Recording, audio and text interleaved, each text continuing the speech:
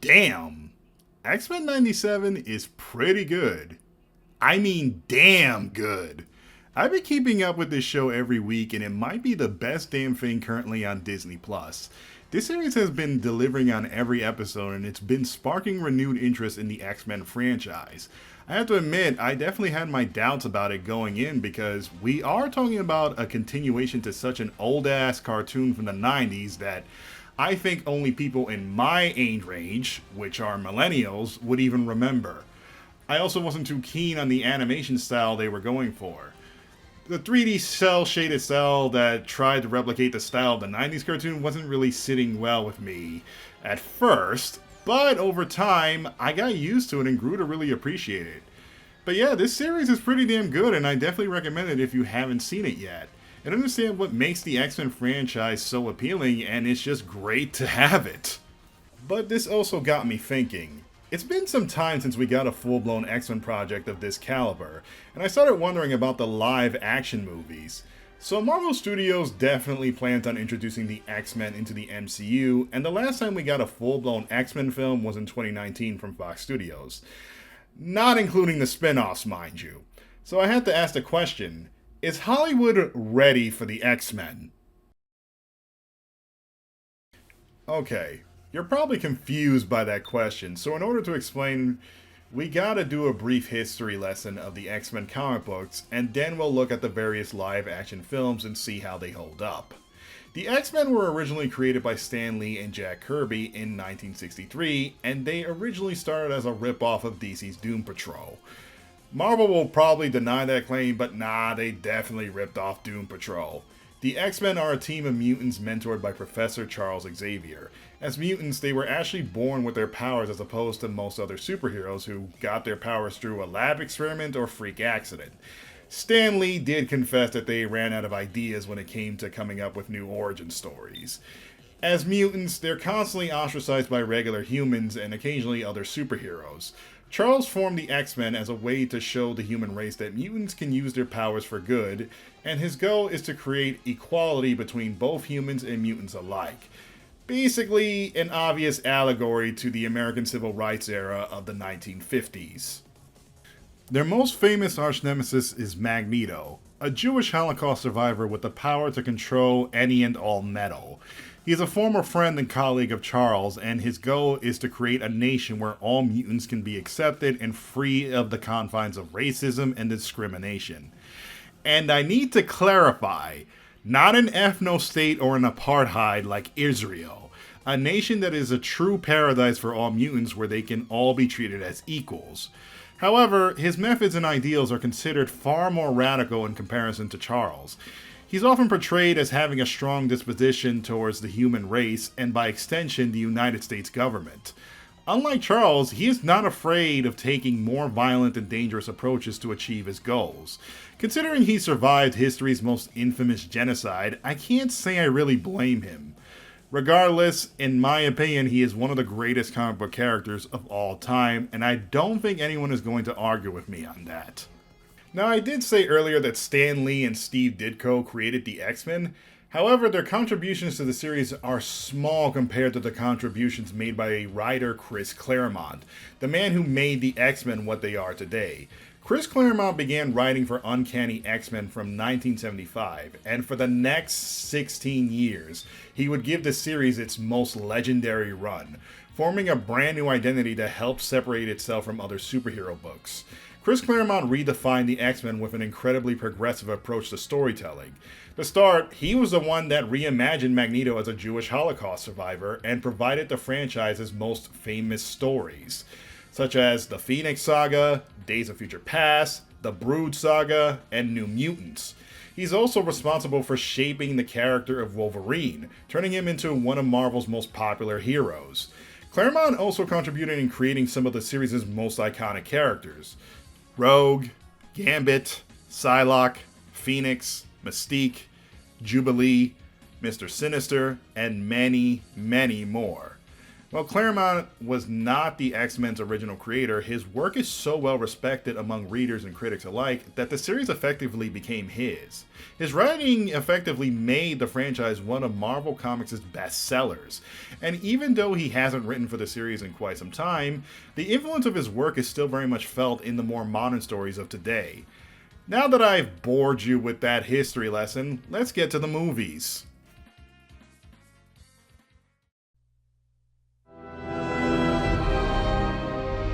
Ladies and gentlemen, we are now seeing the beginnings of another stage of human evolution.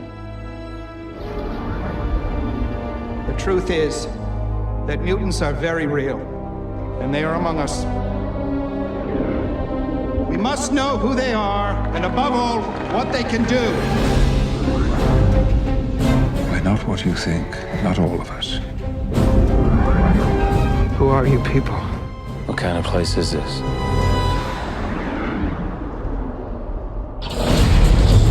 I'm Professor Charles Xavier. I built this school where mutants could learn to focus their powers in a positive way. X-Men was released in the year 2000 and was directed by Bryan Singer. The movie serves as the introduction to the characters. Wolverine and Rogue get recruited into the team, and they gotta stop Magneto from enacting his evil plan to transform the entire world into mutants. Basic stuff. X2 X-Men United was released 3 years later, and Singer returned as director, and this one is regarded as the best of the original trilogy by many fans. This film focuses primarily on Wolverine and uncovering his past. The X-Men and Magneto's Brotherhood call a temporary truce in order to rescue Charles Xavier from the hands of William Stryker, the main antagonist of the film and the one responsible for bonding the adamantium skeleton onto Wolverine. This film is also notable for introducing Nightcrawler, the handsome blue-skinned teleporting Catholic devil from Germany. Anything he is in, he is always a delight to see. Then, 3 years later, Fox released X3, The Last Stand. The plot of the movie is loosely based on the Phoenix Saga, and this one is regarded as the worst one of the original trilogy. So, Bryan Singer actually didn't return for this movie as he was actually poached by Warner Brothers, who promised him an opportunity to direct a Superman movie, which ended up being Superman Returns. Bryan was a huge Superman fan and did not want to pass up the offer. In his place, Fox Studios got Brett Ratner, who is most famous for directing the Rush Hour movies. Yeah, make of that what you will. I'm not gonna lie, I am not a fan of X-Men 3. While I do think there is some merit to it, the most disappointing aspect about this film is how they went about adapting Phoenix. To give further context, the Phoenix Saga is one of the most famous story arcs of the X-Men franchise. In fact, many fans would even consider it to be Chris Claremont's magnum opus. The original story primarily focuses on the relationship of Jean Grey and Scott Summers, aka Cyclops. In the story, Jean is bonded with an extraterrestrial entity known as the Phoenix Force, which saves her from the brink of death. At first, the Phoenix is seen as a positive boon as it grants her new godlike powers that actually become extremely helpful to the X-Men. However, over the course of the story, the Phoenix's corrupting influence takes over Jean's personality and becomes a danger to herself and everyone around her. This arc is also notable for introducing the Hellfire Club, a group of aristocratic elite mutants who try to manipulate Jean with the use of an aspiring member trying to gain entry into the club. A cruel telepathic mutant named Mastermind who uses his powers to not only trick her into believing she is someone else, but also tricks her into having sex with him. Yeah, this story tackles some really dark subject matter. This plan ultimately fails once Jean is reunited with the love of her life, Scott Summers. When she remembers everything, Jean takes out her anger on Mastermind and uses her psychic powers to force him into a catatonic state. However, the damage was already done, and the trauma caused her mental state to deteriorate. She transformed into Dark Phoenix, and the battle is taken to outer space, which ends up involving the Shi'ari Imperial Guard. While as Dark Phoenix, Jean is so incredibly strong that she is able to wipe out entire galaxies with very little effort. The story ends with a final stand between the X-Men and the Shi'ar Empire, and Scott Summers and Jean Grey, the latter of which decides to sacrifice herself in order to save his life and end the threat of the Phoenix once and for all. This story covers themes of loss, separation, anxiety, sexual manipulation, family, and tragedy. Its impact as a whole left a lasting impression on readers, and to this day, it is constantly referenced in various media featuring the X-Men. So, when it finally came time for Fox Studios to adapt this iconic story onto the big screen, the best that they could come up with was a dollar store version of Carrie. Yeah, now you probably understand why this film was so disappointing. They really fucked this one up. Not only that, but they also killed off Cyclops so callously, a decision that really pissed off a lot of fans. Now, I am spending a lot of time dissecting why this movie sucks so bad, but what I'm about to say next may be very highly controversial. I think all three of these fucking movies actually suck. Everyone, boo this nigga! Okay, let me explain. I should probably come out and say that the X-Men is my favorite superhero team. I think they're cooler and far more relatable than the Avengers and the Justice League. And I really think this trilogy does this franchise a massive disservice, because in spite of the movies being called X-Men, in reality, all three of these films are actually centered around Wolverine. He gets the most screen time, the biggest action scenes, and the biggest marketing. Now, it is no secret that Wolverine has always been the most popular X-Men character. That has always been the case, but in most stories and adaptations, he is usually a strong supporting character and not the lead. These movies would have you believe that he is not only the main protagonist, but also the leader of the X-Men. It's clear that the studio, and by extension Bryan Singer, was not interested in many of the characters besides Logan. Because they sure as hell are not about Cyclops, Jean, Iceman, Beast, or even Halle Berry, who played Storm. They're all about Wolverine, and I always found that frustrating. Hell, in these movies, they also tried to push the narrative that Wolverine and Jean Grey are an item. In the books, it is true that Logan has always had a fondness for Jean, but in truth, his infatuation for her has always been one-sided, as she was always romantically involved with Scott Summers. Jean and Scott are two of the X-Men's founding members, and they've known each other since they were teens. Their bond is practically unbreakable, and Logan never even got that far with Jean up until very recently. I'll explain on that much later in the video. Believe me, you'll be surprised. So my personal favorite X-Men is actually Rogue. I think she has the coolest power out of all the other members of the team, and I've always liked her sassy Southern Belle personality. In these movies, the most she gets is basically being part of a romance B-side plot with Iceman, which later turns into a love triangle by the third movie. Imagine someone like me, whose favorite character is Rogue, and sitting through the most boring version of the character for 3 movies straight. It was not fun. Remember I said that Cyclops was killed off in X3?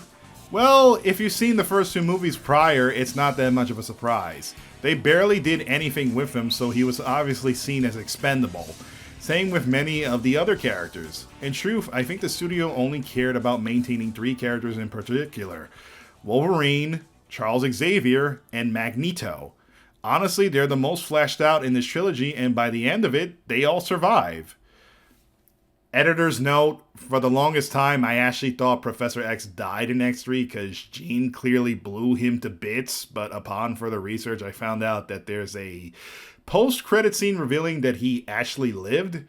I've seen this movie multiple times and I'm only now discovering this. This was 2 years before Iron Man, so we weren't trained to stay after the credits yet. Anyways, back to the video.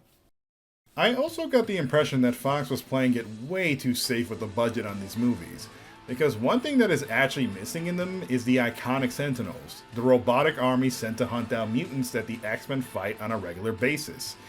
It seemed obvious Fox did not want to take a lot of risks by including them in the film, but the reason why I even bring up the Sentinels at all is that they could have easily solved an obvious glaring issue. Wolverine is front and center in all of these movies, right? And they all share a PG-13 rating. He primarily fights with his claws, but that creates a problem. Logically, you can't have him stab and mutilate his opponents like he does in the comics because that would spike the PG-13 rating to an R rating. But if you included the Sentinels, that could have easily solved that problem. Sentinels are robots, so they don't bleed. You can even get creative and have them leak oil as a substitute for blood, making the action scenes look violent without having to change the rating. I'm just saying, man. This one's for you, Marv. There is a cameo of a decapitated Sentinel's head in the opening of X3 when they're training in the Danger Room. It can be seen as a subtle nod to the source material, but to me, it felt like a middle finger to any fan that was hoping for more out of these movies. Speaking of the budget, you'd be lucky if you got to see your favorite character get more than one action scene. The most they would get is one scene to display their powers and then nothing else. I realize I am spending a lot of time dunking on these movies, so is there anything that I do like about them? Well, yeah. For one, I think each of these movies are very well casted. Patrick Stewart as Professor X, Hugh Jackman as Wolverine, and Ian McKellen as Magneto are all excellent. Hell, Marvel loved Ian's performance of Magneto so much that later versions of the character was portrayed with a British accent.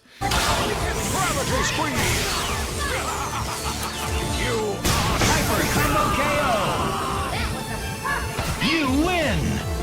Humanity disgusts me. And to be honest, the rest of the cast overall did a pretty good job with what they were working with. So I don't have any beef with any of the actors involved. I also really like the makeup done on characters such as Beast, Nightcrawler, and hell, anyone with blue skin for that matter.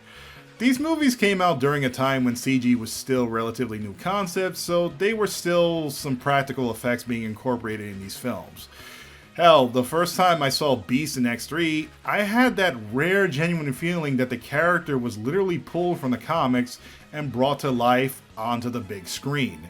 Whoever was in charge of the makeup department, I really hope they got their money's worth.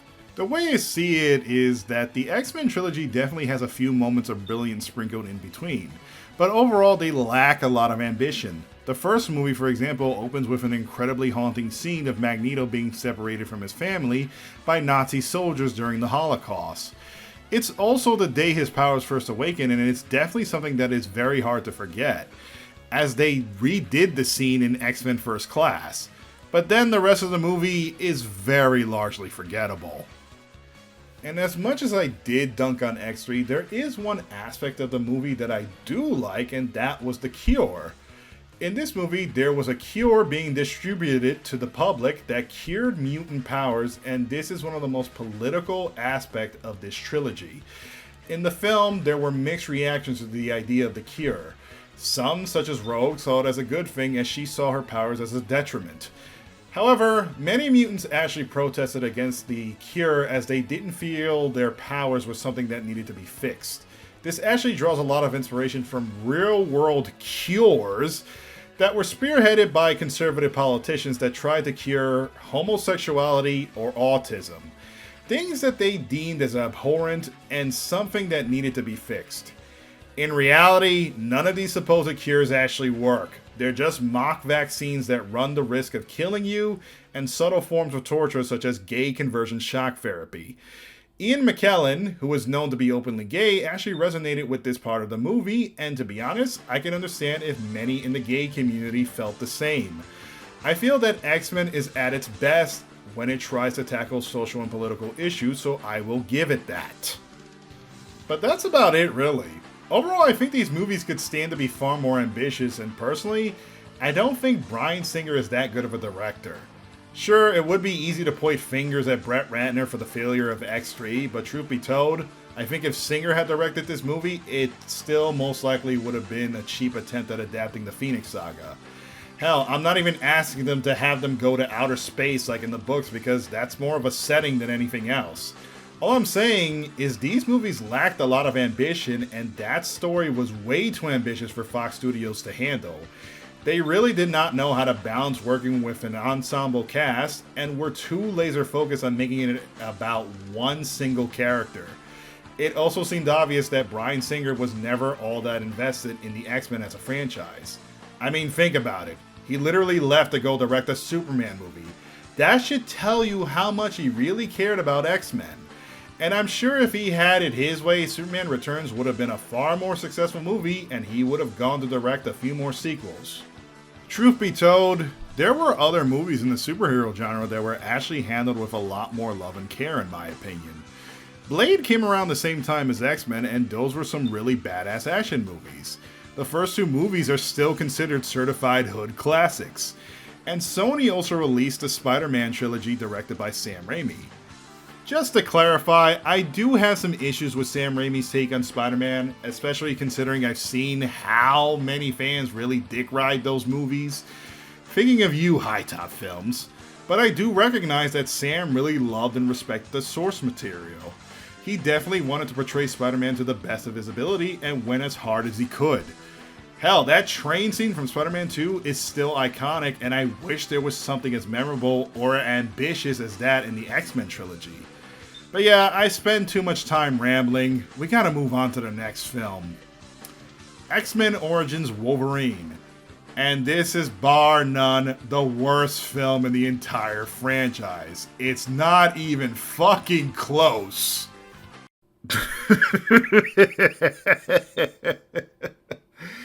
Oh man. The title is self-explanatory, so I'm not even gonna bother explaining it. All you need to know is that the movie is an absolute mess. It has severe pacing issues, terrible special effects, and a very messy plot. The film is just all over the place. Hugh Jackman himself was even dissatisfied with it, and the film is considered so bad that it has been effectively rendered as non-canon. I'm actually serious. You absolutely don't have to watch this movie, and I find that pretty hilarious. It is worth noting that an unfinished version of the film was actually leaked on bootleg DVD. This is actually how I ended up watching it, so I didn't pay a dime to see it. It was interesting on some level because it was like watching a behind the scenes look on how movies are made, but at the same time it was also unintentionally hilarious. I don't know how the movie got leaked and who was responsible. Regardless, this film is not only terrible, but to me it also felt redundant, because X2 was already effectively the Wolverine origin movie. There was no point to this. At this time, I thought the X-Men film franchise was fucking cooked. I had lost almost all faith in the studio and was convinced they needed to put the franchise on ice. But then 2 years later, I was proven wrong. In 2011, Fox Studios released X-Men First Class, directed by Matthew Vaughn. This film takes place in the year 1962 during the Cuban Missile Crisis and focuses on the relationship of Charles Xavier and Eric Langer, and how they formed the first iteration of the X-Men. Due to the period it takes place, this is the first film to cast a completely brand new cast. James McAvoy as Charles Xavier, Michael Fassbender as Magneto, and Jennifer Lawrence as Mystique. The main antagonist of the film is Sebastian Shaw, the leader of the Hellfire Club portrayed by Kevin Bacon. This is easily one of my favorite movies in the entire franchise. It is also a breath of fresh air because this is the first film not to feature Wolverine as the main focus. He's only in it for a single cameo while the rest of the movie is squarely focused on Professor X and Magneto. Speaking of which, Michael Fassbender's performance of Magneto is incredible. He constantly steals the show in almost every scene he is in, and for once, they got really creative with his powers. Blut und Ehre. Ja, was würden Sie gerne zuerst verlieren? Wir hatten unsere Befehle. Also Blut. Quieto, cabrón! ¡Na los, schieß!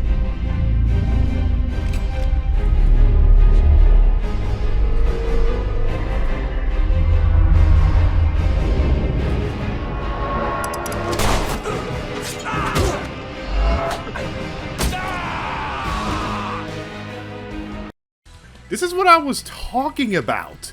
In the original trilogy, they did almost nothing inspiring with any of the X-Men's powers, and this movie takes full advantage of Magneto's abilities.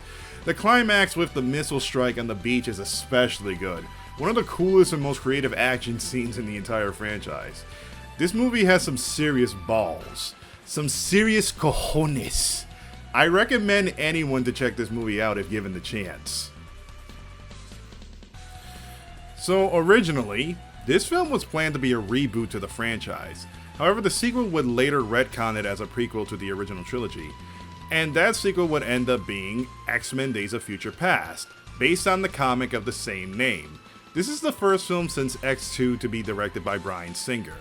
This film is interesting as it would utilize both the cast of the original trilogy and the newer cast from First Class, taking place in two separate timelines. Wolverine is sent back in time to prevent the threat of the Sentinels that is ravaging this future. Yes, you heard me correctly. This movie has Sentinels! Yippee! I do have one pet peeve with this film, and that is, once again, Wolverine is the main character. And in the original story, it wasn't him that got sent back in time, but Kitty Pryde, aka Shadowcat. During this time, the character was being played by Elliot Page, who was now a far more seasoned actor with films such as Juno and Inception under their belt.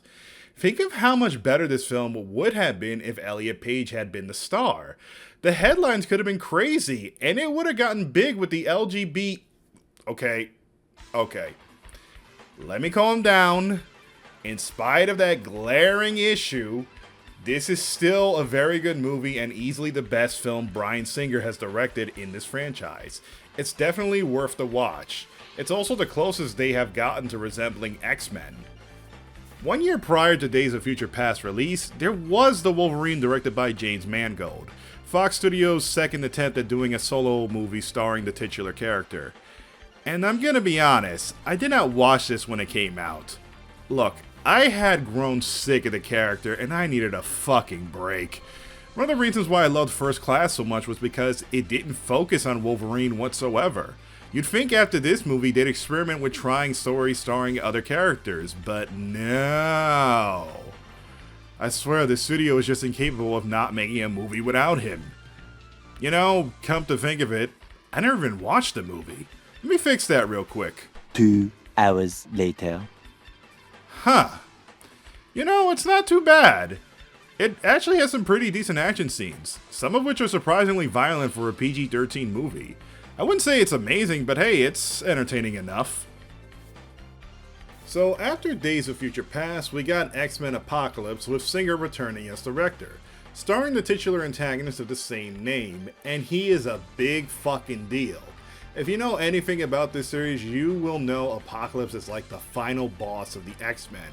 In fact, in a lot of old video games, he was the final boss. I am the Apocalypse! Come on, mon ami.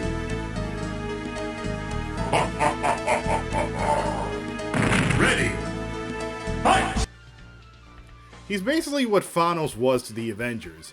He's regarded as the world's first mutant and he's got a shitload of powers, such as immortality, size alteration, matter manipulation, and a bunch of other abilities that I am not gonna get into right now. So Singer did a pretty good job with Days of Future Past, so surely he could handle Apocalypse, right? I'm sorry, this movie fucking sucks. I'm really sorry, but it is a bloated mess.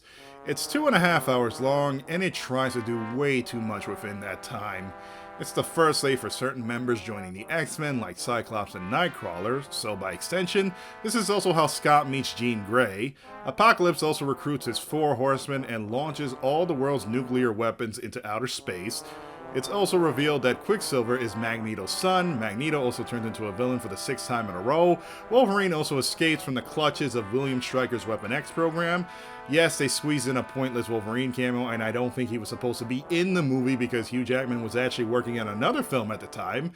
But Fox apparently gave him a call and said, "You got a job to do." The action scenes are also terrible with some very ugly looking special effects. Charles Xavier loses his hair again, which is not important at all, but I just thought it was pretty fucking funny. Moira from First Class also returns, and Charles restores her memories, and in the climax, they actually squeezed in the fucking Phoenix. I'm being fucking for real. The Phoenix. You think I'm making this shit up? I want to point this out. All of this happens in the span of a single day. Not a week, a month, or even a year. A fucking day. Jesus Christ, what the fuck happened? This film is trash. In fact, it might be my least favorite X-Men movie. I think I hate this movie more than X3. Okay, maybe it's not as bad as X-Men Origins Wolverine, but still. There is one saving grace to this movie, and that is Oscar Isaac, who plays Apocalypse. Personally, I think Oscar is a generational talent that is good in just about everything he does. His performance of the character is excellent, but sadly he's still not given much to work with, and he alone cannot save the movie. Blue Ivan Ooze cannot save this movie. What a fucking disappointment. So I did mention that Hugh Jackman was working on another movie, and that would be the next film on this list. Logan, directed by James Mangold. This film is very loosely based on the comic Old Man Logan created by Mark Miller. This would be Hugh Jackman's swan song as the character of Wolverine, as he felt it was time to finally retire from playing the character. So yeah, this is his last movie. No bullshit about it, totally his last movie. The film takes place in the year 2029 in El Paso, Texas. At this time, no mutants have been born in 25 years, and the X-Men have all seemingly died.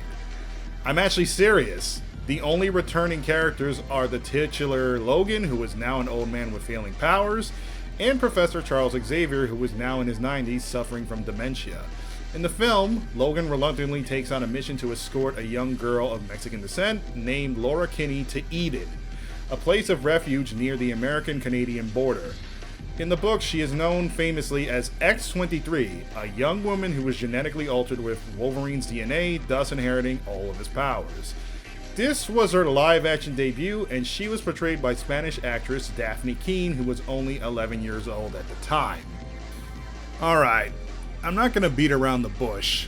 This is the best film in the entire franchise. I know, it's a bit ironic of me to say, considering this is yet another Wolverine solo movie, so you'd probably think I would hate that. But no, this is legit my favorite X-Men movie. It is a massive departure from all the previous films and takes a lot of major risks. For one, this movie is much darker in tone and sports an R rating, allowing for much more violent action scenes. I mentioned that this was an issue for the character of Wolverine in earlier films, considering he can't use his claws to mutilate his opponents.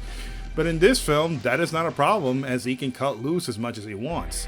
Same with X-23, who was just badass in this film.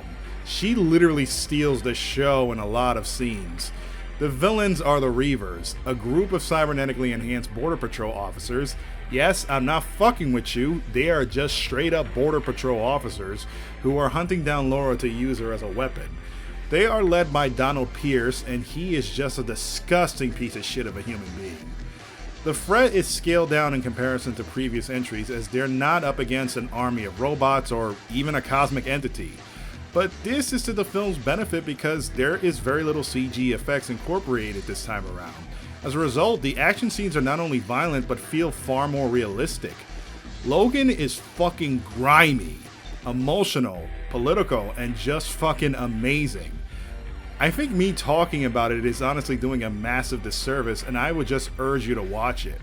I want to stress, Logan is not a superhero movie. It is straight up a western. James Mangold made it a point to step away from the usual superhero formula and decided to try something completely unique. And I say he succeeded with flying colors because this is easily his magnum opus. Many like myself believe that this is where the franchise should have stopped. But unfortunately, Fox went ahead with another movie anyway. That next movie would be X-Men Dark Phoenix, the last mainline film of the entire franchise. This movie serves as the directorial debut of Simon Kinberg, a co-writer for some of the previous movies, and as the title suggests, it's Fox's second attempt at adapting the Phoenix Saga. I'm going to be brief with this one. Dark Phoenix is painfully mediocre and not worth your time. While I don't think it's as bad as Apocalypse, there's really nothing groundbreaking to say about it either. Performance-wise, none of the actors really stand out, and everything about this movie just feels redundant. At this time, word got out that Fox Studios got bought by Disney, meaning the X-Men license was now MCU bound. Bear this in mind, Dark Phoenix also released 1 year after Infinity War, so the MCU was still at the height of its popularity. The writing was on the wall, and I don't think anyone was asking the studio to do a do-over of X3, as this ended up bombing at the box office. Franchise fatigue was now setting in, and anyone who was a fan of the X-Men like myself were now more interested in seeing a brand new version make their debut in the Marvel Cinematic Universe. Oh yeah, Bryan Singer was not involved in this movie like many of the previous ones. Not even as a producer, so you're probably wondering, what the fuck happened to him? Well, Hey, you know they got your mans. They got your mans on sex assault charges. Yeah, the nigga you be hanging with. The nigga you be hanging with. You ain't know what he was doing? You ain't feel bad at all? Like, no guilt, none of that shit. Some of you probably thought I was not going to talk about this, but nah, I was going to get his ass eventually. Bryan Singer is a predator, and this news became widespread a few days after winning Oscar Gold with the last movie he ever directed, Bohemian Rhapsody. Apparently, 4 men had confessed to being abused by him as early as 2003, which was only 3 years after he started directing the X-Men movies. Fox had no choice but to let him go, but apparently, some in the industry already knew about this and were actually protecting him. I'm not going to dwell on this particular story since we still got a few more movies to cover. I would advise looking up other channels if you want to know more regarding these allegations. Though keep this in mind, knowing this information now kind of made it a bit difficult for me to revisit some of these old movies. Moving on, there are 3 spin-off films. I kind of didn't want to talk about them because I feel they're a bit far removed from the X-Men franchise so they can be considered their own thing. However, I know not talking about them would probably piss some of you guys off, so let's just dive in. The first movie is Deadpool. This movie was released in 2016. It starred Ryan Reynolds and was directed by Tim Miller. This movie was actually in the production phase for quite some time. Ryan Reynolds first played the character of Deadpool in the abysmal X-Men Origins Wolverine, albeit a significantly watered-down version of him. Ryan had wanted to do a more faithful adaptation for the character on the big screen for years. Deadpool is known famously in the comics for his fourth wall breaking humor, earning him the nickname the Merc with the Mouth. He has occasionally crossed over with X-Men in some stories, and at one point he was arguably one of the most popular comic book characters on the planet. Ryan Reynolds had pushed heavily to get this movie made, however Fox Studios had no faith in the project whatsoever.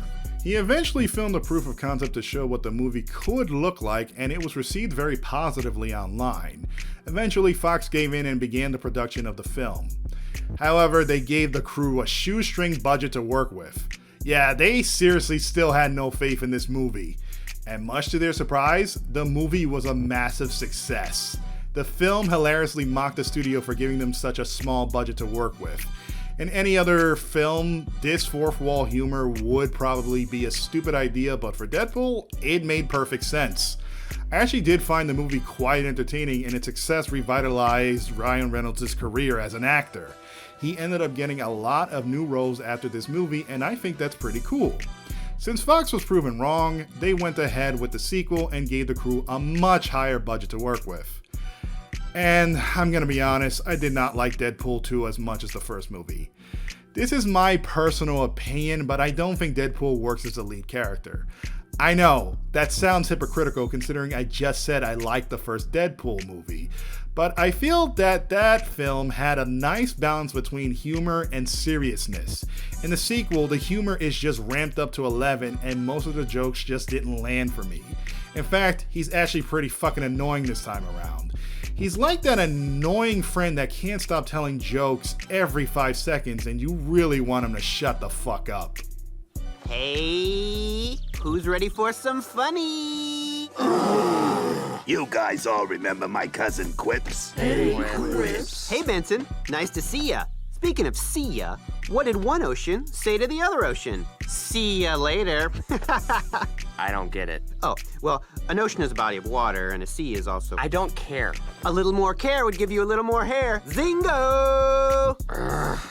I feel that Deadpool as a character can be great in short bursts, which is why I think he works better as a supporting character instead of a lead.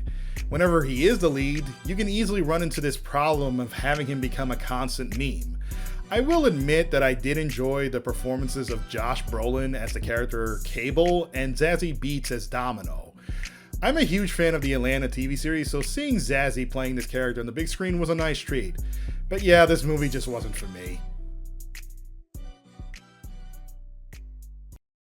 And finally, the last movie in this retrospective, The New Mutants, directed by Josh Boone, who famously directed The Fault in Our Stars. This movie apparently began development in 2015, which I wasn't even aware of until I started doing research for this video. So the New Mutants are a team of teenage mutants that have gone through multiple iterations. The first iteration was a junior class from the Xavier Institute that were led by Charles Xavier. Like the X-Men, they very much wanted to use their powers out in the field and save lives. However, Charles did not want to take the risk as he lost a few members from previous missions.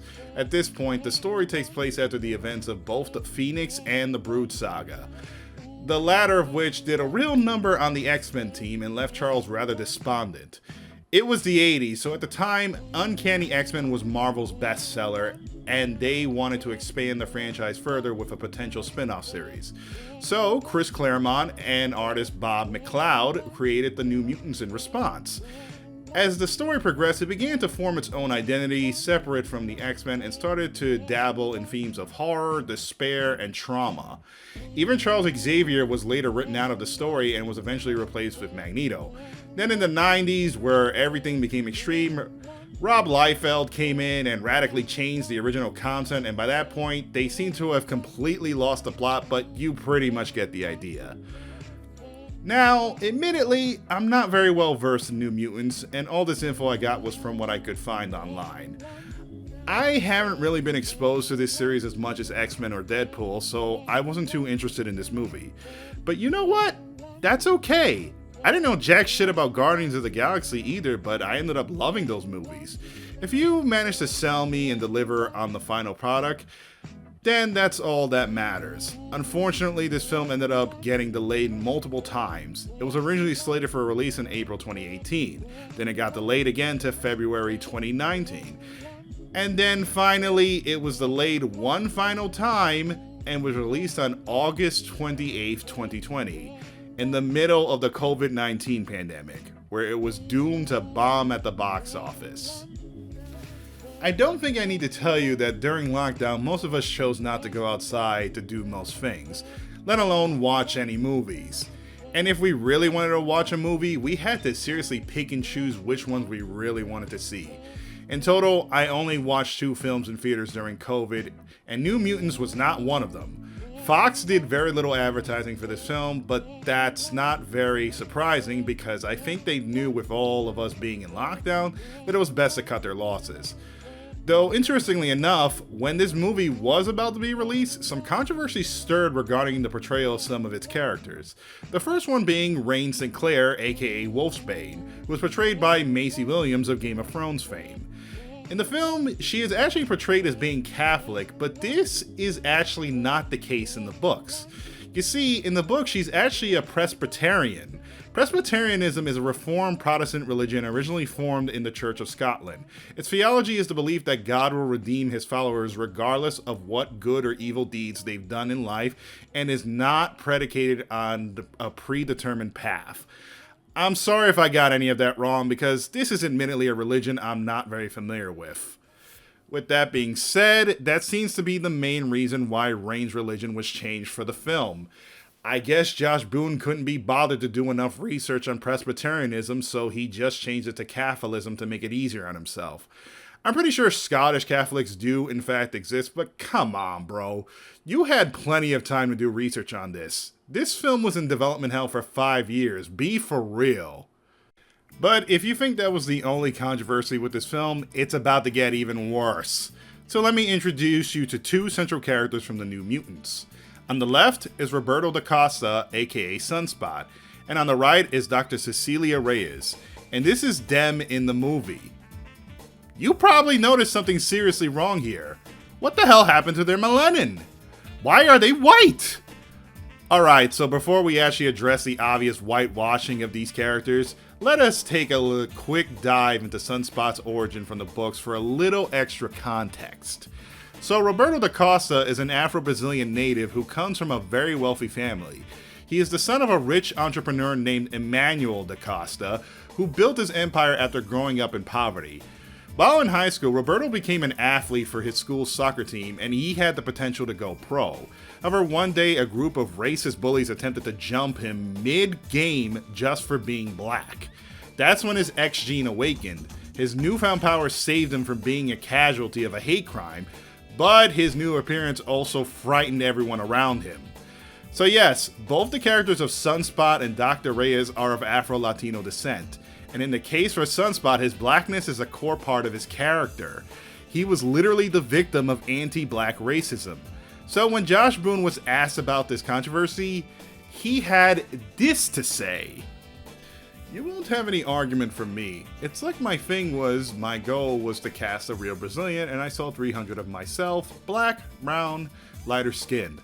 I saw every shade of the sun. It was the same case with Blue Hunt. It's like we looked at 300 Native American people, and many of them had very close ties to the Native American community. My goal was to find the best actor who, because they've done so little work, was at least the closest to what I saw in my head for the character. There was nobody who could hold a candle to Henry. It's like maybe if Henry didn't exist, I would have found somebody who was darker skinned who exemplified what I needed. But it was never about the color of their skin for me. He was asked, did that just not fit into your vision for Roberto's story in the film? And he responded by saying, I didn't care so much about the racism I've heard about in Brazil about light skin versus dark skin. To me, I wanted to represent Brazil in a positive way, and I wanted to find somebody who seems like he could look like a guy who's had the silver spoon in his mouth, who has like a really rich dad, and Henry just exemplified all of these things. Henry's such a dedicated performer, and you can see it in his performance on The Stand, where he's playing someone who can neither speak nor hear. And he put so much time into learning sign language, and spending time learning from deaf people was just great. He's a beyond reproach human being, and I sort of defy anybody who wants to say that Henry's not a good Roberto simply because he's lighter skinned. God almighty, there are so many things wrong with this response. He seriously does not realize how racist he actually sounds by saying all this shit. This ended up pissing off a lot of fans of the books, and it even pissed off me. I'm Afro-Latino, and this could have been a rare opportunity to see a character that looked like me on the big screen. But I also wasn't fucking surprised because it's Hollywood. Of course they didn't hire any black actors for this film. Of course they didn't want to tackle a story this nuanced. And this casting decision also upset Bob McLeod, who co-created the series. He was really disappointed with the colorblind casting of this movie, as this was not the vision he had for the characters he created. For the record, he wasn't upset with Henry Zaga or any of the actors who were involved in this film, but rather upset with director Josh Boone and the Hollywood cycle of casting white actors in roles meant for actors of color. Bob also believed that these decisions would also bring unwanted negative attention to the cast of the film, even though they were just simply taking a job. Just as well, I went from not caring about this movie to praying for its downfall. I wanted it to bomb at the box office for making such a tone-deaf decision. COVID be damned. And you know what? I got my wish. I prayed for this and it happened.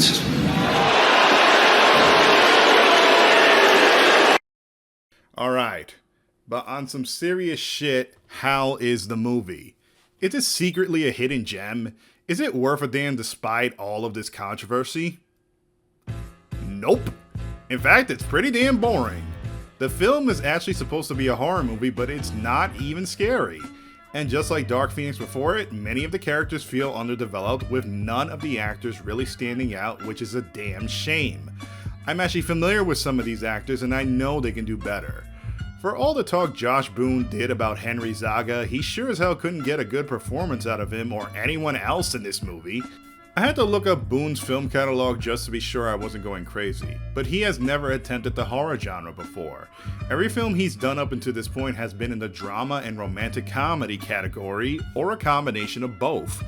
I don't know why he thought he could tackle the horror genre all of a sudden.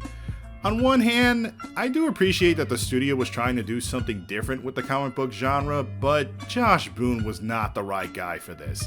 I don't care how good The Fault in Our Stars is, this motherfucker is not doing a fucking horror movie. I understand that horror is subjective, but I feel like Fox should have given his ass the boot and sought out another director who could have knocked this shit out of the park. Someone like Alex Garland or Jordan Peele, for example. And yeah, I know Get Out came out 2 years after this movie began production, but hey, part of the reason why I even mentioned Jordan is because I know he would have had the sense to hire some black actors for this movie. Well, that's all the X-Men movies. Overall, my opinion on them are pretty mixed. It's strange. I felt that at some point Fox was finally starting to get a handle on this franchise when they put out First Class, because the movies that preceded after it were some of the studio's best. But then they completely shat the bed with X-Men Apocalypse and it just went downhill from there. Though after seeing that movie myself, it's easy to understand why it ended up being so fucking bad. You see, at the time, Disney was making mad bank with the MCU, and many studios all wanted a slice of the pie. So what ended up happening was that many of them began copying their formula and tried to see if they could make their own cinematic universe with their own version of the Avengers. And they failed miserably. X-Men Apocalypse is Fox's attempt at doing an Avengers-style movie with the X-Men franchise.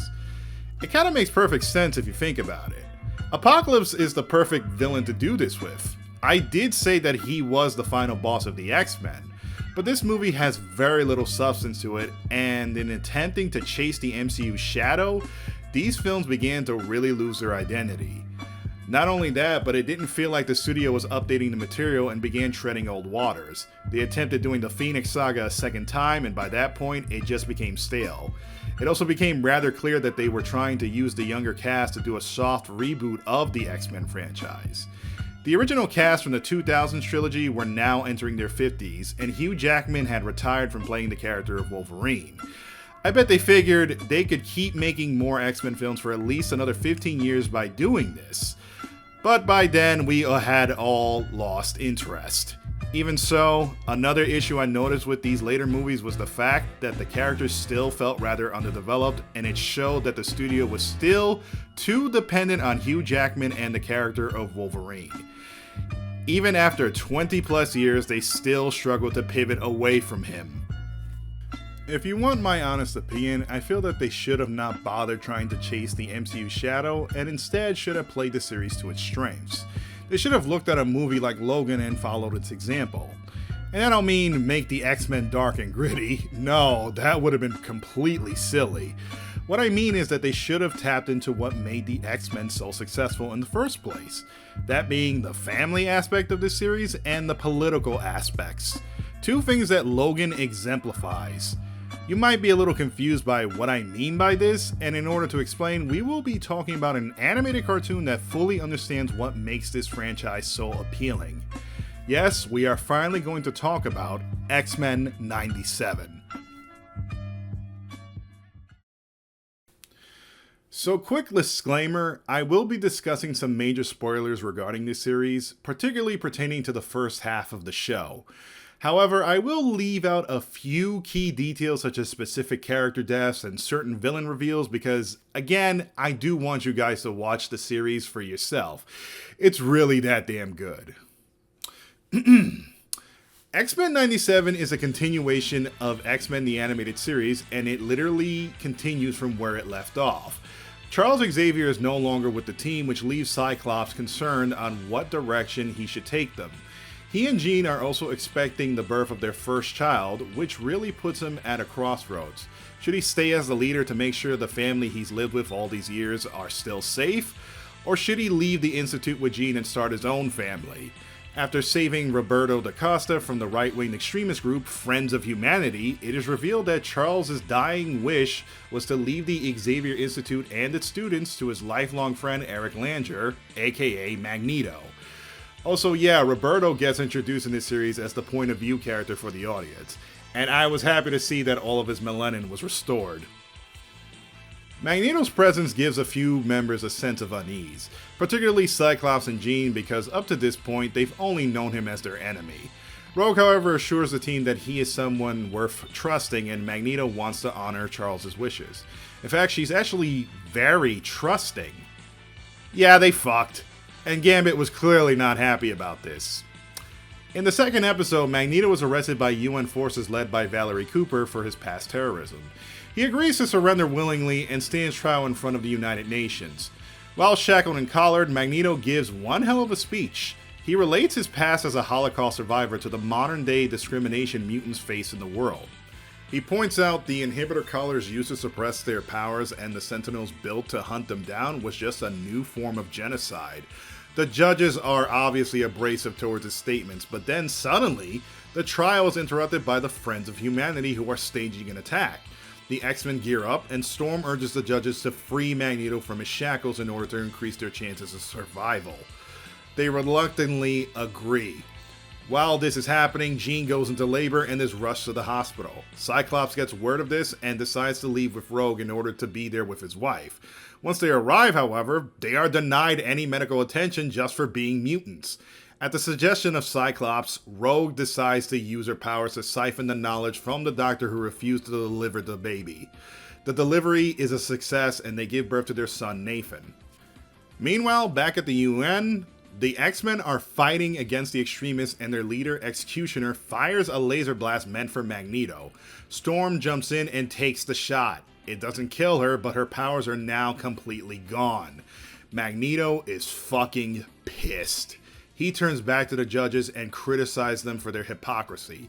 He then uses his awesome powers to lift the entire courtroom up into the sky near the Earth's atmosphere. Now, he could have used his abilities to kill them all right then and there, but he decides to honor Charles' wishes and spare them. The UN agrees to pardon Magneto for his past crimes. Soon after, they begin discussion to establish the mutant nation of Genosha as a part of the UN. Following these events, Storm decides to leave the Institute and go on a journey of self-discovery, much to Jean's dismay, who doesn't want to see her sister go.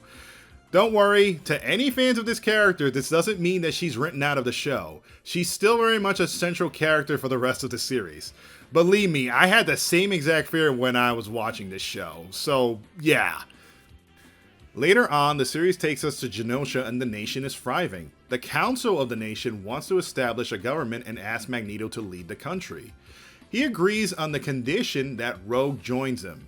In this episode, Rogue also reveals to Gambit that yes, she was once romantically involved with Magneto in the past. Apparently his magnetic field around his body actually prevented her powers from working on him, which made it possible for the two to pursue a relationship. Later that night, at the gala, the two decide to rekindle their romance by dancing with each other. However, after they kiss, Rogue realizes that the spark just wasn't there anymore and her heart belonged to Gambit. Then something unexpected happens. Genosha is under attack.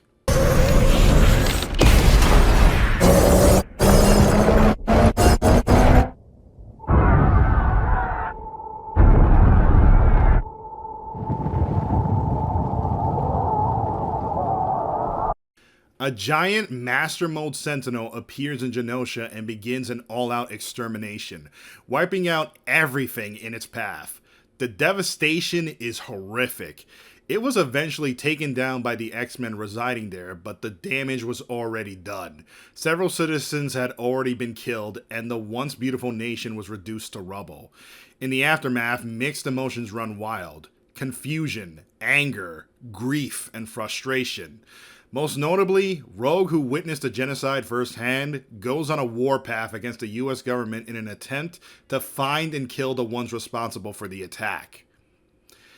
And that's all I'm going to tell you about this series. That was a lot to take in, right? I want to point out that all of this happens in the first half of the series, and I purposely left a lot of shit out. But you probably noticed, this show seems extremely and unapologetically political.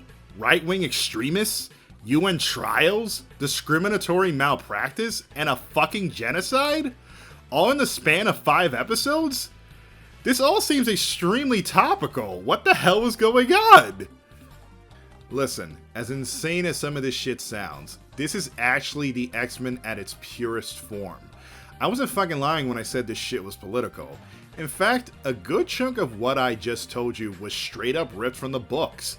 The trial of Magneto and the genocide of Genosha are two major events that straight up happened in the comics. So I had to give some context regarding this series, or rather its prequel, X-Men the Animated Series. I actually have watched the entirety of this old cartoon, and the best way I can describe it is that it is like the greatest hits version of all the X-Men's most famous storylines condensed into a single Saturday morning cartoon. And to be honest, that's still true for 97. Difference is that it has a much higher budget and more modern writing and presentation sensibilities. And it's not like I watched this series in preparation for 97. Truth be told, I watched all of it a decade ago, back when it was still on Netflix. I had the desire to watch all the X-Men cartoons that I grew up with. I started with the 90s series, then jumped to X-Men Evolution of the early 2000s, and finally wrapped it up with Wolverine and the X-Men of the early 2010s. I was just in a mood for an X-Men fix at the time, but this decision made it easy for me to jump into 97 because I already had knowledge of the prior series locked into my brain. But I'm not gonna lie, I did have my doubts going into it. Mostly because I have seen other attempts of reviving other old cartoons and the results can be pretty mixed. One of my fears was that this series would probably alienate viewers below my generation because of it being a continuation to a series that is 30 years old. This was the exact feeling that I had when I watched shows like Masters of the Universe on Netflix and that fucking Voltron Nicktoons series that nobody remembers except me. Both these cartoons came with the expectation of the viewer having prior knowledge or familiarity to the shows that they were following. But that just ended up alienating me because I never watched them. I wasn't fucking born in the 80s. I was thinking that maybe it would have been best if they just started fresh with a brand new reboot to ease everyone in, like Voltron Legendary Defender. But X-Men 97 ended up having the opposite effect. The stories featured in this one season alone ended up resonating with a lot of viewers, and by the time it got to the finale, viewership maxed out at 4 million, which is impressive for any animated cartoon. This show did not shy away from its comic book roots and just embraced it. Episode 2 was the moment I knew this series was godlike. It reminded me why Magneto was such a compelling character. In fact, he is easily the best character in this season. Watching his trial unfold just made me want to root for him, especially when they tried to fuck with him and he had to remind the world just who the fuck he is. Mag fucking Nito? You best believe I was ready to go to war for this man. Não sigo só as شخصابرات مرشين Rukara lisan al-gaib Rukara ikara dekara maika Kigoveji Kidlasa Quit la haida, Joska! Demonash Shihalad the big. Okay, I'm marking out. Let me calm the fuck down. So regarding the production of this revival, I remember hearing for the past few years that Disney was desperately trying to find the right writer, and they went through quite a few of them. Their only qualification was to get someone who understood the X-Men. Enter Bo DeMaio, the lead showrunner of 97, and he has admitted to being a fan of the source material. Not only that, but the show actually went out of its way to rehire as many of the original actors as possible. They obviously couldn't get everybody because sadly a few have passed away over the years, most notably Norm Spencer, who was the original voice of Cyclops, and David Hemblem, who voiced Magneto, both died in 2020. But I have to admit, the new actors mixed with the old all did a pretty good job. Ray Chase and Jennifer Hale are the new voices for Cyclops and Jean Grey, and those are two actors I'm actually very familiar with. Ironically, Jennifer has played Jean before in other stuff such as Marvel vs. Capcom 3, for example. But yeah, this series has received a lot of praise. In the weeks that followed during its run, I started seeing so many videos discussing how good it is show up on my YouTube feed. Most notably, there was a lot of praise for the character of Cyclops. There was one scene that really resonated with viewers where he was interviewed on national television and was asked about the birth of his son. And he told them the truth. The latest adventure, Parenthood. Jean and I don't have any kids. You don't? No.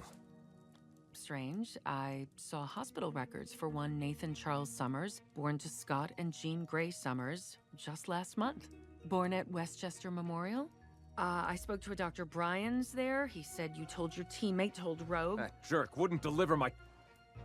He called my kid a freak. Scott, I came here today to give the X-Men a chance to show the world that mutants are just like us. People. Normal. And you lie. Why lie? Because you're normal. Excuse me? I said because you're normal. You're ungrateful. We fight, risk our lives for you. Evil mutants, robots, crazy aliens. I gave him up. I gave him up because you can't say thank you. Because I have to stomach your questions and prove that I'm a person. I lie because the truth is we're nothing like you. Thank God, because it's the only reason you people are still alive.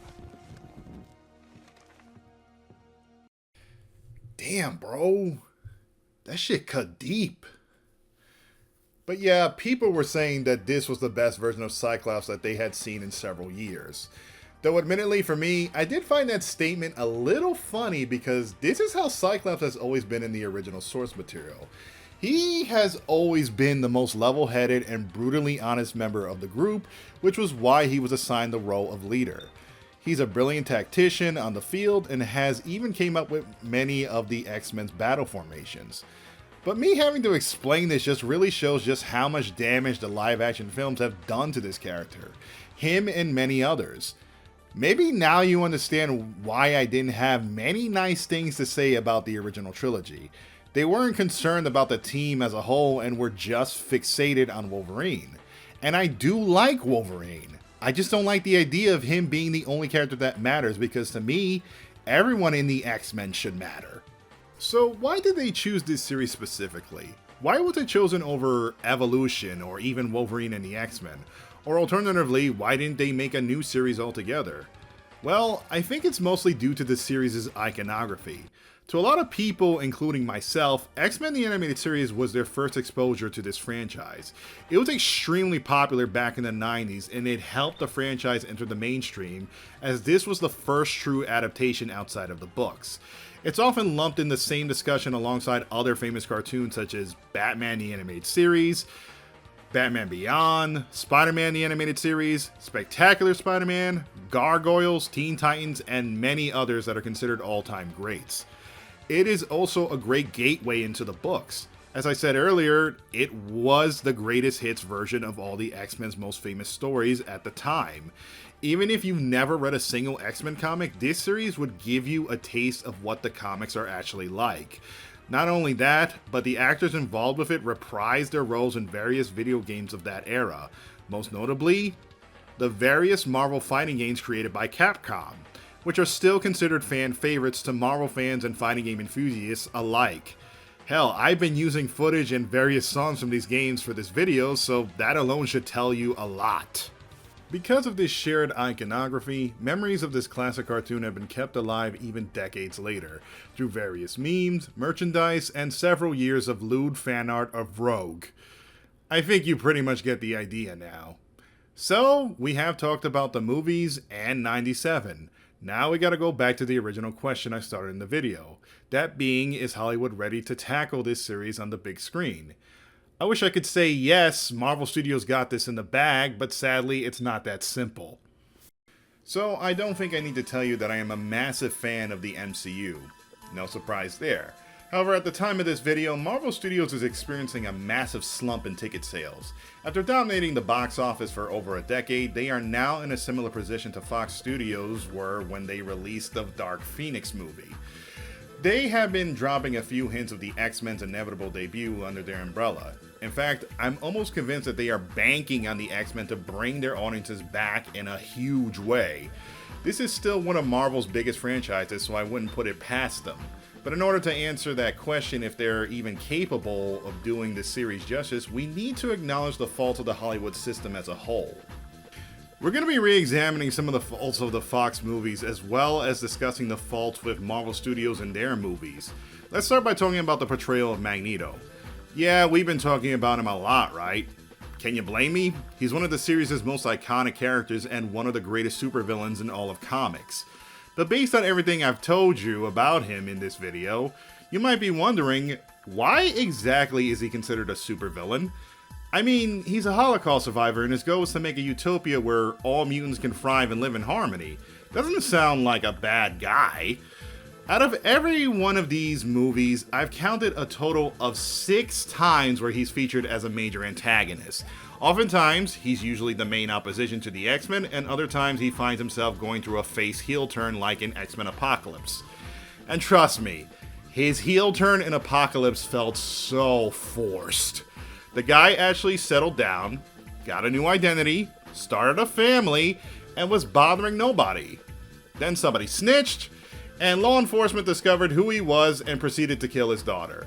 This was easily one of the dumbest fucking scenes in the entire movie, and my immediate reaction was, again? We're doing this shit again?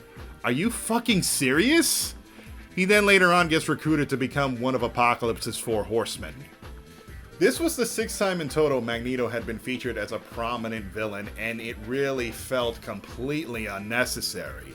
At this point, he should have been an ally to the X-Men and even possibly a teacher at the Xavier Institute alongside Charles.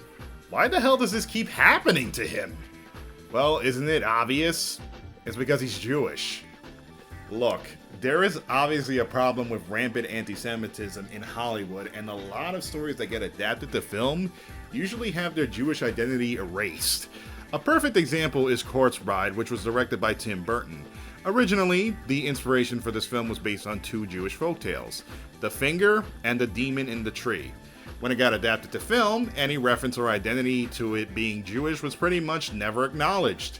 Even when Tim explained where he got the idea from the film in his autobiography, he pretty much said he got it from a story he read once from an unknown country of origin, one that he explicitly did not care about learning where.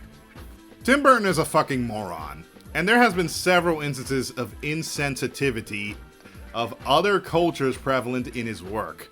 But he isn't that unique in the American entertainment industry, because the subject of Jewish erasure is especially common in the world of superhero films. So I need to point out that there are 2 members of the X-Men featured in these movies who identify as Jewish in the books. They are Iceman and Shadowcat. Both of these characters appear in the original trilogy and Days of Future Past. But you probably wouldn't even know that they were Jewish if these movies are your only frame of reference to the X-Men. It's never once brought up, while Magneto's Jewish identity is always front and center. Sure, not including his origin as a Holocaust survivor would do the character a massive disservice, but what we have here is a rare opportunity for Hollywood to have a Jewish villain on the big screen. So of course they're perfectly fine with him being the bad guy.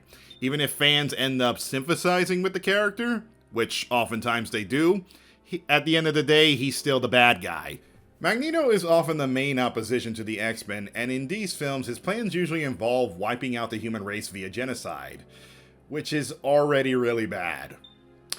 In the first movie, he was actually willing to kill Rogue, who was just a child. This actually falls under an anti-Semitic stereotype known as blood libel, where it is believed that Jewish citizens will kill Christian children for blood ritual practices.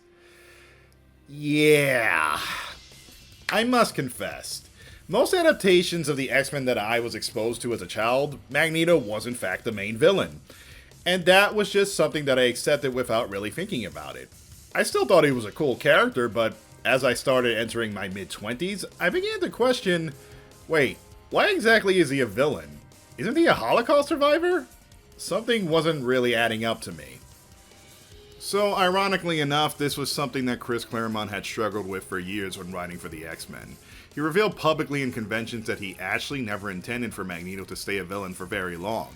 He wanted him to take Charles Xavier's place as the head of the Xavier Institute and follow his ideals, leading the team to bigger and greater things. What ended up happening was that Marvel editorial got in the way of that vision.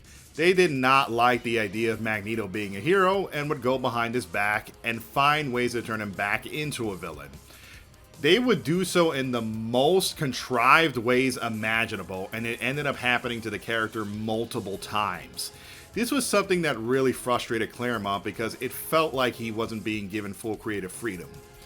There were also other narrative decisions that editorial wouldn't get behind. For example, Jean Grey's death at the end of the Phoenix Saga was meant to be permanent. Really? She was never supposed to come back. He ultimately wanted Cyclops to find love and settle down with someone else after her death. This most likely would have been Emma Frost. I'm not gonna lie, I think he's right. Because in comic books, death is usually never permanent. And if you think the anti-Semitic portrayal of Magneto is bad, well, I'm sorry to say this, but it's not that much better on the other side. Because ironically enough, the MCU also has a Jewish superhero with similar problems. Wanda Maximoff, aka the Scarlet Witch. Okay, so what I'm about to say next is by no means shade to actress Elizabeth Olsen and her portrayal of the character. Truth be told, I actually like her as an actress, and I actually really like the WandaVision TV series. But we gotta be objective here, because this shit is about to get really bad. So first thing I should say is that Wanda and their twin brother Pietro are actually Magneto's children, a fact that they did not learn until reaching adulthood. And they're both of Romani Jewish descent. So yeah, we already have a problem.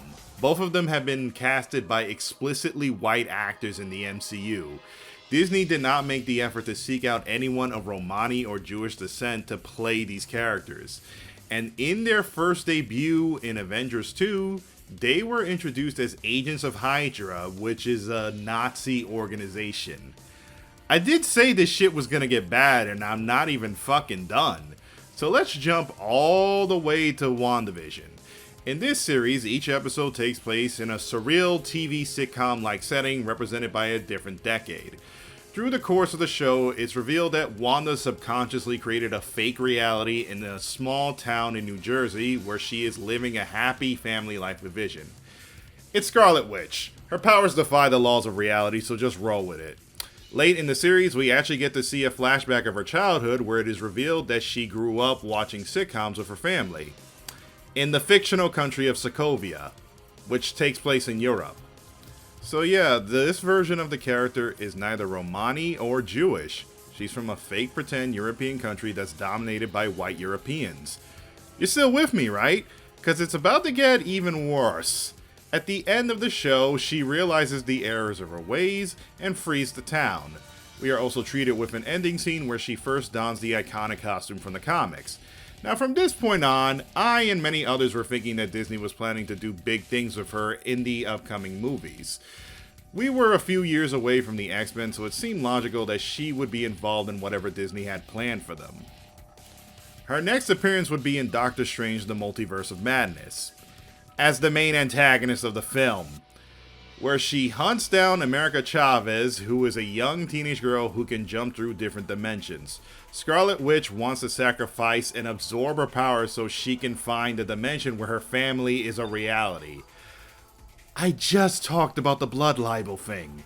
This is even more egregious. And at the end of the film, she dies. Look, to anyone who was a fan of the WandaVision series or even Scarlet Witch as a character, this movie was frustrating to watch. It's worth noting that Sam Raimi, who directed the film, did not bother watching WandaVision, which isn't really fucking surprising. So let's recap. This character has been whitewashed, worked with Nazis, and has tried to sacrifice a child all in the same universe. This is like viewing a guide to Anti-Semitism 101. It is terrible how this character was portrayed, and even more baffling that she was killed off before the X-Men's introduction. I was thinking that she was going to be the bridge to connect them together. And I don't mean in like a multiverse sort of way like many of these Phase 4 movies have been doing. No, I mean, what if they actually introduce Magneto into the film and she discovers, like in the books, that he is her biological father? Her character arc was dealing with the loss of her family, right? So why not have her transition into discovering that she still has a family out there? Magneto accepts her as his daughter, and she joins up with him to discover her true Jewish roots. And as a bonus, you can even throw in Polaris, who is Magneto's second daughter. I think she'd be happy to discover that she has a sister. Well, I think you get the idea now. The reason why I even bring up the problems regarding both of these characters and the damage done to their Jewish identity is because Chris Claremont, who made the X-Men what they are, is in fact Jewish. He clearly used much of his real-life upbringing in a lot of his stories. And truth be told, there is a good chance that most of your favorite comic book characters were also created by Jewish writers, as the American comic book industry was basically formed by several Jewish Americans, some of whom migrated here to the States as immigrants to escape Adolf Hitler's fascist regime. Superman's origin story was apparently loosely based on the story of Moses. Captain America literally opened his first issue by punching out Hitler. And I've already mentioned Magneto being a Holocaust survivor to great lengths. When the American comic book industry was first formed, many of these early stories started off as power fantasies told through a Jewish lens. As time progressed, these stories became more political and started addressing issues plaguing American society, such as racism, classism, and American imperialism. Eventually, other writers of different backgrounds also entered the industry and began creating their own stories, such as the late Dwayne McDuffie, who created Milestone Comics. Growing up, Dwayne was a huge fan of comic books, but sadly, as a black man, he didn't really see himself represented since most superheroes were predominantly white. So when building the Milestone brand, he created characters such as Static, Icon, and Power in hopes to give black youth more characters that they can look up to. It's worth noting that the first interpretation of Static included a Malcolm X cap in his costume. That alone should tell you how political this shit was. We were 4 artists who wanted to have more control over the kind of comics that we were making. So we created a business structure to protect our artistic intent. A lot of things have been laid on top of Milestone, that it was comics for black people, that it was an attempt by the man to hold down the burgeoning black comic movement, which doesn't seem to have really gone anywhere since Milestone left. If we were holding them down, we did a really good job because we're now holding them down without existing. But basically, it was a bunch of guys who liked comics, who had had a certain level of success in the mainstream, and wanted to take some of that and kind of make our own projects. I mean, we still enjoyed working on mainstream Marvel and DC comics, but we wanted to make our own thing and control it and have total say over it. What I will say is what Milestone got out of the deal was distribution pretty much unmatched by any other black company ever. We did somewhere between 250 and 300 comics, which is probably equal to the output of every other black publisher combined. We sold a lot more comics than anybody else. You know, just from the weight of being in the stores every week. We maintained total creative control. The deal that we had with DC, and DC completely stood by it, was they had the option to not publish. They didn't have the option to change anything. You know, we published a lot of stuff that made them very uncomfortable, which always sort of amused me because they weren't as uncomfortable when they dealt with those topics. But they were dealing with those topics from their point of view and from a perspective that they were comfortable with. We were dealing with it from several different perspectives that they had never heard before, and it made them nervous, and they didn't want to be the guys publishing the book that was wrong somehow, and they didn't understand it, so they were extra jumpy. But they, you know, they lived up to it. Eventually, when Milestone folded, DC Comics stepped in, bought out the publication, and absorbed it into the DC universe. In the years that followed, they continued to work alongside McDuffie both in comic books and in animation. He worked on classics such as the Static Shock TV series, Justice League Unlimited, and Teen Titans. They really loved and admired his work, and his characters are still featured in various mass media to this day. Most notably, the modern interpretation of Static currently has an ongoing comic with an updated origin story. In Static Season 1, Virgil Hawkins actually gets his powers after being sprayed by law enforcement with an experimental tear gas at a Black Lives Matter rally he joined. I believe the gas was meant to poison or even kill the protesters, but instead it gave them superpowers. There was a little bit of a blowback online to this updated version of the character, but writer Vita Alaya felt like she needed to update the material. She was inspired by the constant ongoing police brutality happening across the country and felt like the new story needed to reflect that. Simultaneously, the story draws a lot of inspiration from the classic 2000s cartoon Static Shock, as a lot of characters and designs from that series are featured in it. What I'm saying is that comic books have always had much of their identity steeped in contemporary politics. And with each passing year, they've only gotten more and more progressive. The X-Men is no different, and the modern stories have only gotten more inclusive. Let's talk about Wolverine, for example. In the movies, Wolverine is often marketed as the pinnacle of masculinity, a specific feral kind of masculinity that is very appealing to most straight men who want to aspire to be like him. He's rugged, hairy, and downright badass. A man's man that is worthy of respect. In contrast, however, the Wolverine of the books is actually bisexual and has had sex with both men and women and is not shy about his own sexuality. It's even heavily implied that he's had sex with Nightcrawler, and the two may have had romantic feelings for each other at one point. Currently, Wolverine is actually in a polyamorous relationship with both Jean Grey and Cyclops. This is what I was alluding to earlier regarding the Jean-Wolverine relationship. It's actually a Jean-Cyclops-Wolverine relationship now. This is a far cry from what the movies would tell you. And I've talked about the constant portrayal of Magneto as a villain in most of these movies. Well, in the books, he hasn't been a villain in over a decade. He's been a full-blown hero and has actually buried the hatchet with Charles. The two are best friends again, and Magneto has been working alongside the X-Men for quite a while now. What ended up happening is that writers got really tired of the editorial's insistence to keep him as a villain, and it finally reached a breaking point, because it was no longer justifiable. But you know what classic hero actually is a villain now? Beast! Yeah, he's a full-blown supervillain now. Alright, I know a lot of this shit sounds strange out of context, but we are talking about decades worth of story. Comics are always constantly updating the material and changing the status quo. But yeah, I think you understand my point now. Politics have always been a core part of comic books, and when these stories get adapted to film, they have to go through the higher-ups running the studios. Oftentimes, these stories get significantly watered down and stripped of many of their political themes. And the final product usually ends up being something that can be at least entertaining to a large audience, but not politically challenging enough to go against the status quo. If the original story has a lot of Jewish overtones to it, like with the X-Men, or even overtones pertaining to a non-Christian or Catholic religion, then it will be replaced with a more Western Christian point of view. And I mean a white American Christian point of view. So characters like Shadowcat, Iceman, and Scarlet Witch can't be Jewish, and Wolfsbane can't be Presbyterian. But they're perfectly fine with Nightcrawler being open about his Catholicism.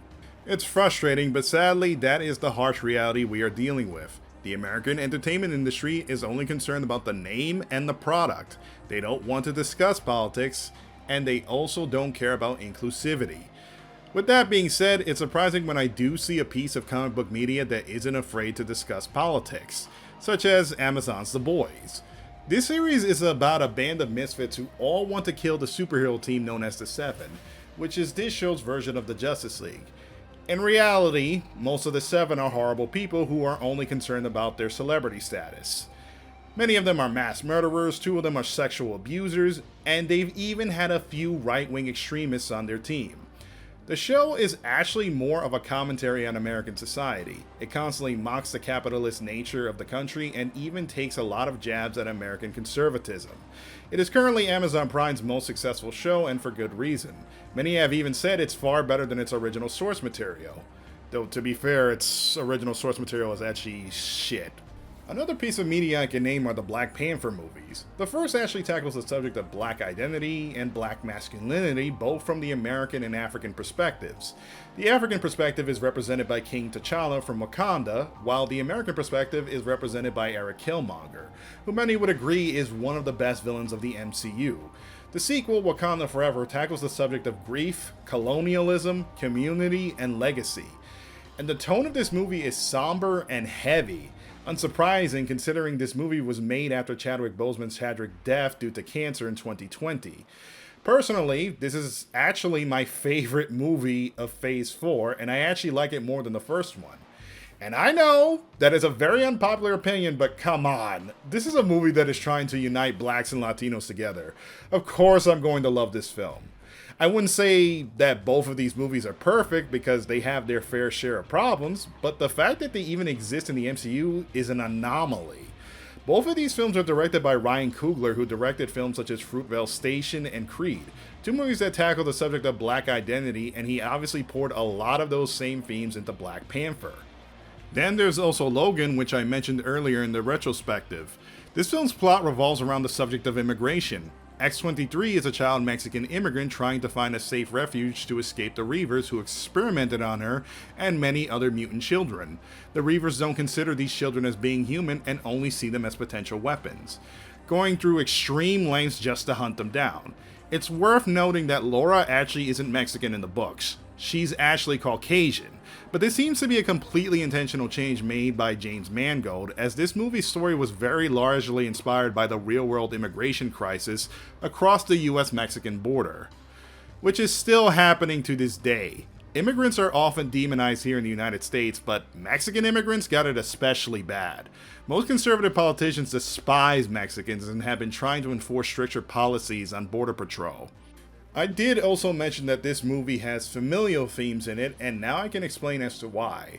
Logan is taking care of Professor Charles Xavier, who was in the last years of his life, making sure that he is taking medication daily to stay healthy, but his dementia makes doing this extremely difficult. He's often senile, belligerent, and suffers from incredibly dangerous seizures. But you understand why Logan is doing his best to make sure Charles is okay, because to him, this is the closest thing he's ever had to a father. In the few scenes that Charles is sane, he actually urges Logan to take in Laura as his daughter since he recognizes that she has his DNA. However, Logan is abrasive towards the idea because he knows next to nothing about being a dad. When the two characters interact, they're usually butting heads with each other, and these scenes are strangely adorable. What? Shut the fuck up! Jonah, Gideon, Rebecca, Delilah, Who's that? Victor. Who is that? Jonah, Gideon. Who is that? Jonah, Gideon, Rebecca, Delilah, and Victor. North Dakota. What? North Dakota. Por favor. No, por favor. Please, This amigo. is a long way. You understand? I am not taking you to North Dakota. I am fucked up, and I cannot get you there. It is a 2-day drive, and I am not taking you. Don't fucking hit me! It's worth noting that both these characters do have a father-daughter dynamic in the books. Laura even took up her father's mantle as Wolverine. These themes are actually common in a lot of X-Men stories, as the X-Men isn't just a superhero team, they're a family. A very unconventional family since they're not all related by blood, but a family nonetheless. I was abandoned by my mother Mystique as an infant. Despite our shared blood, I was too blue for her. Then, I met Rogue years later.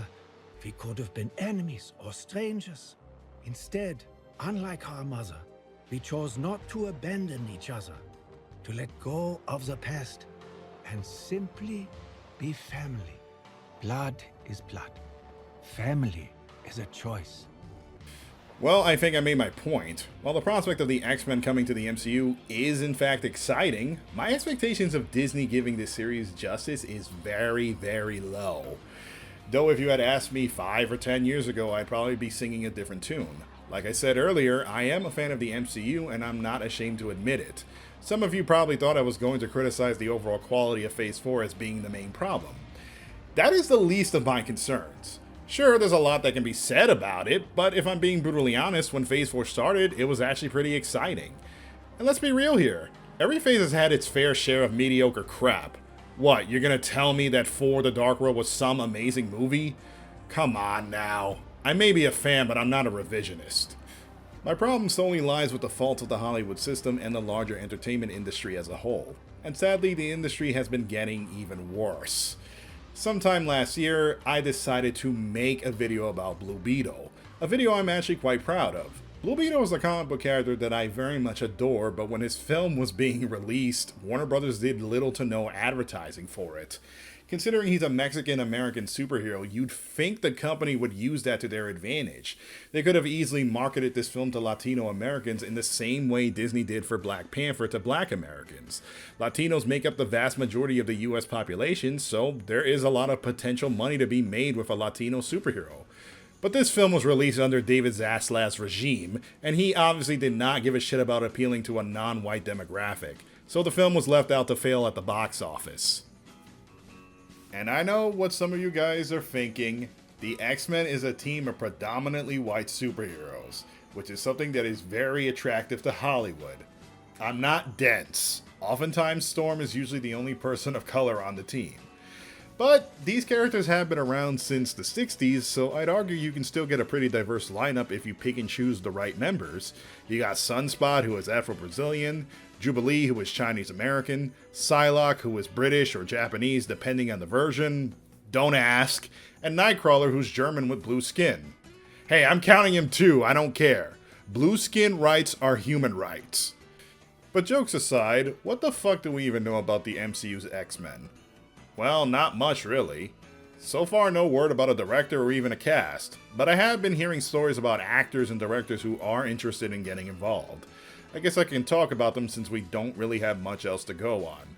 The first actor that actually expressed desire to starring in the X-Men is Giancarlo Esposito. A few years ago, he publicly said he was interested in playing Professor Charles Xavier or Magneto. This actually got a lot of people talking. So, there's the talk of Magneto. There's the talk of Dr. Freeze. Oh my. There has been talk of, who else are they talking about over there? Dr. Doom. Victor Von Doom. Yeah. And there is Professor X. Don't do this to us. Pick one. Pick one. I'm gonna go for something that is a little bit different. Ooh. I'm gonna go and put it out in the universe that it is Professor X. I myself didn't mind the idea of him playing Charles. The reason why is because Esposito is often typecasted to play cold, calculating villains in just about everything he's in. Granted, he's very good at it, but I think playing a character like Charles Xavier would be a nice change of pace for his career, since he would be playing a hero. And trust me, I'm fully expecting Magneto to be introduced as a villain again. Sadly, neither of these things are going to happen because Esposito has been recently casted as the main villain for Captain America 4. I'm sure he'll do a pretty good job as always, but I actually really wanted to see him play Professor X, so I'm a little disappointed. Another actress who put their name in the hat is Keke Palmer, who actually expressed desire to play my favorite X-Men character, Rogue. I think originally this started as a fan cast. She stated she was interested in playing a hero in the MCU and fans on TikTok suggested Rogue. She very much loves the idea of playing the character, so much so that she decided to cosplay her on her Instagram account. Personally, I think this would be an almost perfect casting choice. Keke Palmer is not just a great actress, but she has a genuine charismatic personality that I think can bring the character to life. She's energetic, sassy, and pretty funny. I don't want the shy Rogue we got in the Fox movies. I want the sassy Southern Belle that I've grown to love. Plus, it would piss off a lot of white people off, so I'm even more down with that idea. Got baby, an addiction and a boil on my ass that's ready to pop. I can be a freak, baby. I could be a freak, like more Monsters Ball. Yes, more Monsters Ball. I could be a freak, Oscar. Yes. There is also Channing Tatum as Gambit. So Fox actually wanted to do a solo Gambit film starring Tatum, but it never got off the ground. Personally, as cool as I think Gambit is, I don't think he's interesting enough to carry his own movie. Maybe Disney can hit him up and actually put that casting choice to good use. I think he and Keke would actually bring a lot of on-screen chemistry together. And lastly, there's Dwayne "The Rock" Johnson. Well, it's not so much that he's interested in playing a character, but rather Marvel Studios is allegedly interested in him to play Apocalypse. I'm gonna be brutally honest, stay the fuck away from him. Look, it's not because I think he's a bad actor. No, he's actually a good actor. It's just he's a self-centered asshole that wants top billing. I think if given the opportunity to play Apocalypse, he'll ask Marvel to give him his own solo movie first. He'll make the most ridiculous demands out of the company and just be a pain in the ass for everybody. You're better off finding someone else. Also, why the fuck does he always get typecasted to play ancient Egyptians? And as for directors, surprisingly, it has come to my attention that one director was interested in doing an X-Men movie. Jordan Peele. Reportedly, Marvel Studios met up with him privately to discuss a potential X-Men film. However, he ended up declining the offer because it didn't work out. possibly due to creative differences. I was actually surprised by this because I mentioned him earlier in the video and had no idea that he was interested. Seems like a pretty missed opportunity though. But yeah, that's all we know so far. Like I said, it's not much and my expectations are still pretty low. If you want my honest input, Marvel Studios will have to seek a director who isn't afraid to tackle politics. It's gotta be someone like a Jordan Peele or a Ryan Coogler. And maybe not hire a director who refuses to cast black actors. I'm just saying. I seriously doubt that they'll match something that can be on par with X-Men 97 though. Some of you are probably thinking if X-Men 97 is so good, then why not just use that as a template for the live action movie? Maybe Disney should hire Beau DeMille to write a script or a screenplay for the film. Man, I could say the same thing about so many other movies. Warner Brothers, for example, had an amazing back catalog of DC animated cartoons and comic books that they could have used as inspiration for their movies. Instead, they bet all their chips on Zack Snyder and gave us the most bastardized versions of Batman and Superman imaginable.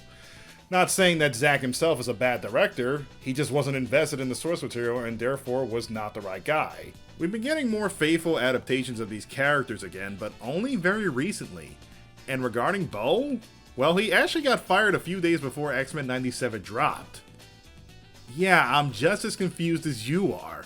A reason has not been given as to why, and Disney stated that they will be finding a new showrunner by the 3rd season. If the show sees a significant drop in quality by then, I won't be fucking surprised. Now, as much as I want to come to Beau's defense and criticize Disney, I don't think that's a good idea. We don't know why he got fired, and there's a possibility that Disney might have had a good reason, though no one involved with the show can speak on it because of the NDA clauses. So, until we know more information, let's leave the pitchforks and burning torches down. At the very least, I hope he got paid. There is one final thing I have to talk about before closing out this video. It's regarding Captain America 4, which will star Anthony Mackie as the titular character.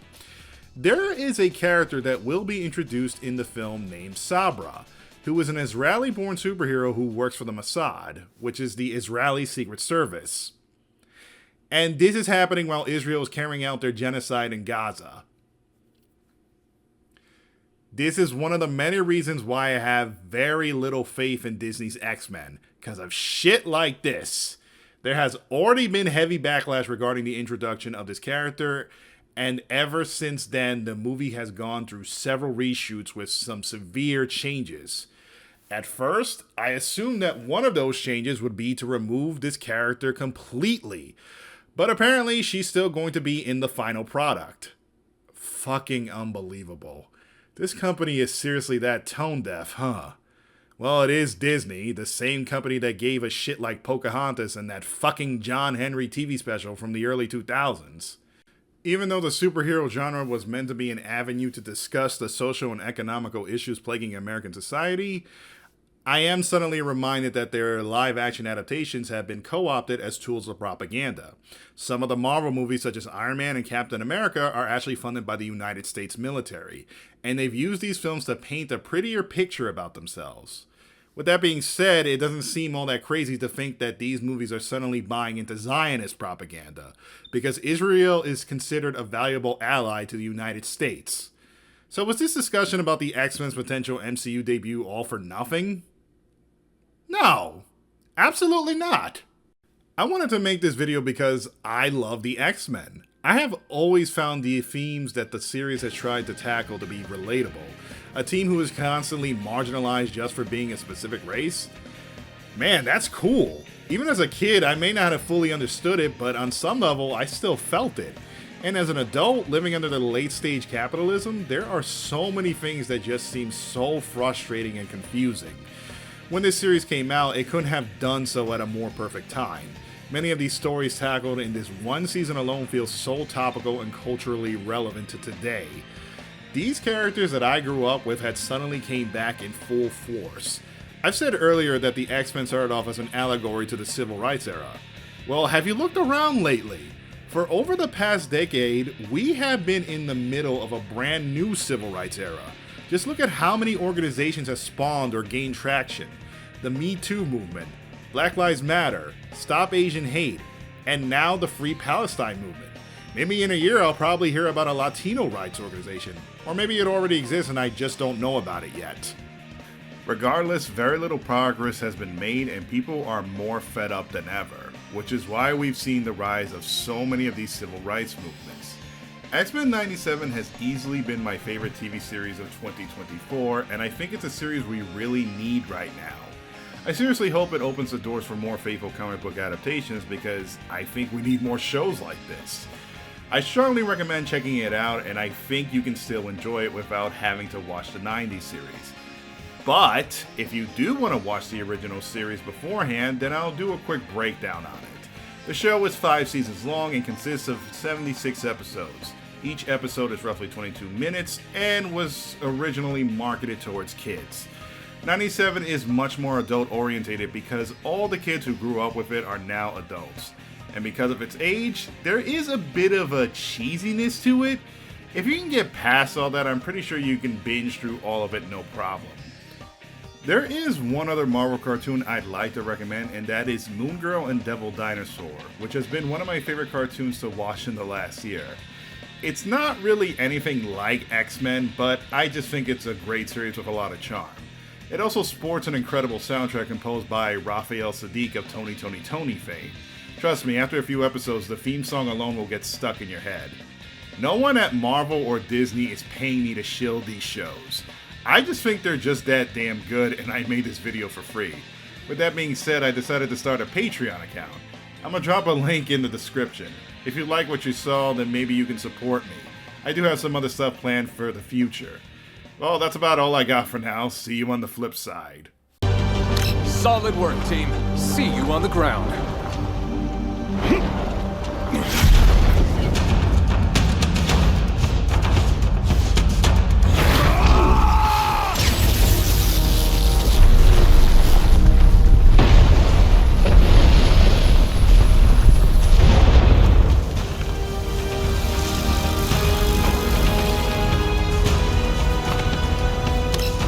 To me, my X-Men